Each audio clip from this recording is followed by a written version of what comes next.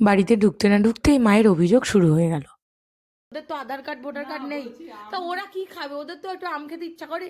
পাখিটা আমটা খেয়ে যে কি ভুল করেছিল হয়তো পরে পস্তেছে।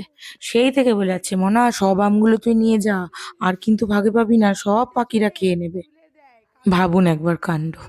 যাই হোক, সেদিন মায়ের জন্য কটা সামান্য জিনিস কিনে নিয়ে গেছিলাম, আর সেগুলোকে নিয়ে মায়ের শুধু খুশিটা একবার দেখুন।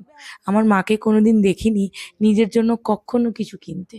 এত সামান্য কটা জিনিসেই যে মা এত খুশি হয়ে যাবে আমি সত্যিই ভাবতে পারিনি। তুই তো আমাকে মাদার্স ডে তে গিফট দিলি না? একটা গিফট দে, গিফট দে, মাদার্স ডে তে আমার একটা মেয়েটা গিফট। কেমন আমার মায়ের মতো লক্ষ্মী হয়েছে দেখুন। ও ঠিক জানে মা চেয়েছে, তার মানে দিতে হবে। মায়ের কাছে যখন আসি আর ফিরতে ইচ্ছে করে না। এই যে এতক্ষণ আনন্দ করলাম, এই আনন্দটুকু নিয়েই আবার কতগুলো দিন বাবা মাকে ছেড়ে কাটিয়ে দেবো। এখন বুঝি মায়ের মতো শান্তি এ পৃথিবীতে আর কোথাও নেই, তাই না বলুন?